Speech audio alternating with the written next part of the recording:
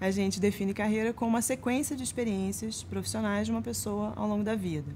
Tá? E essa definição já mostra uma mudança em relação à ideia tradicional de carreira como um processo ascendente dentro da hierarquia de uma organização. Então, uma pessoa que não necessariamente cresça numa organização tem uma carreira, né? E essa ideia de carreira hierárquica e ascendente, né, nos remete à metáfora da escada. E hoje a gente tem substituído essa metáfora da escada pela metáfora do labirinto. Ou seja, a carreira da gente hoje é uma carreira onde a gente vê muitas opções, muitas alternativas e não necessariamente a gente sabe, quando a gente escolhe um caminho, onde é que ele vai dar. Então a gente pode pegar um caminho, aspas, errado, dar num lugar que não necessariamente a gente quer e a gente vai ter que voltar e fazer novas escolhas, né?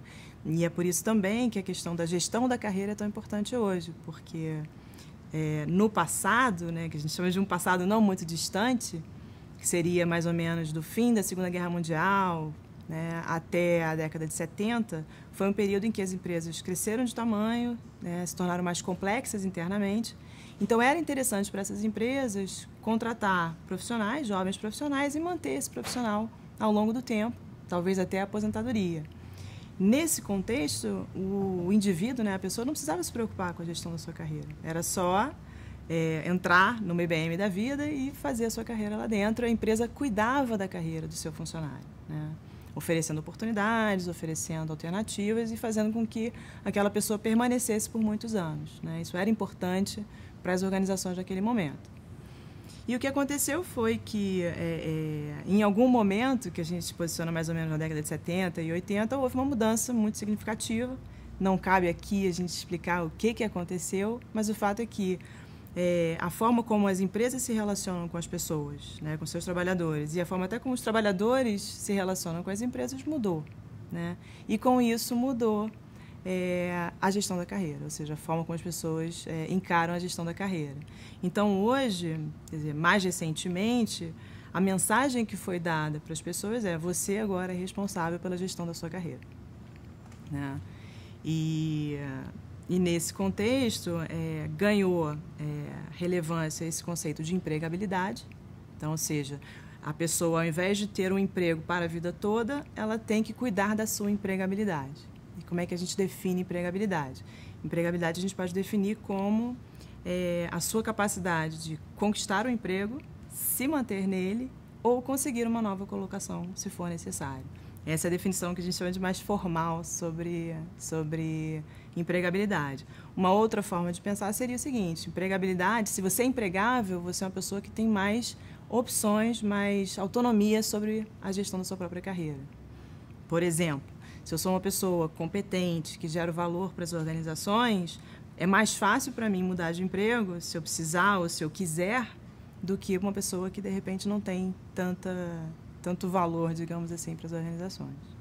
E aí a pergunta outra que se faz é: o que faz uma pessoa ser mais ou menos empregável, né? E aí a gente costuma dizer que são 4 coisas que fazem uma pessoa ser, né, ter maior empregabilidade, digamos assim. A primeira delas seria o conhecimento, as competências, as habilidades, né, que a gente usa a expressão know-how, que é o saber como, né? Então, uma pessoa mais competente, que tem mais conhecimento, que tem mais habilidades, ela tem mais, né, ela tem mais capacidade de gerar valor. Só que não basta ser bom. Costumo brincar que não basta ser bom. Você tem que mostrar para as pessoas e para o mercado que você é bom. Então, entraria aí a segunda componente da empregabilidade, que a gente chama de chamada rede de relacionamentos, alguns chamam de networking, né, que é a sua capacidade de, né, conhecer pessoas, se fazer conhecido pelas pessoas, que alguns chamam de know-whom. O terceiro componente da empregabilidade seria o que a gente chama de know-why, que é o autoconhecimento, ou seja, saber aquilo que eu quero, aquilo que eu gosto de fazer, aquilo que eu sou bom, aquilo que eu não sou tão bom, né? Então, por isso a gente chama de know-why, que é saber por quê, né? Então, esses seriam os 3, know-how, know-whom e know-why. E a gente acrescentaria um quarto item nessa que eu chamo de construção da empregabilidade, que seria a capacidade de adaptação, né? Então, num ambiente organizacional em que a mudança é mais a regra do que a exceção, é importante para o indivíduo e para as empresas, né, ter capacidade de se adaptar às mudanças. Então, isso é uma coisa que também se acrescenta a esse conceito de empregabilidade. Tá? E a questão que fica, né, nessa discussão é quem deve ser responsável pela gestão da carreira de uma pessoa. Né? Então, conforme eu tinha comentado, num passado, né, não muito distante, a empresa era responsável por esse trabalho de gestão da carreira. De uns tempos para cá, começou a ser dito para as pessoas que elas deveriam ser responsáveis pela gestão da sua própria carreira. Só que o que a gente tem, os pesquisadores, né, que estudam essa questão da carreira, começam a perceber o seguinte: o pêndulo tem que voltar um pouquinho para o meio, né? Ou seja, nem tanto a empresa, nem tanto o indivíduo. Ou seja, essa responsabilidade deve ser, de alguma maneira, compartilhada.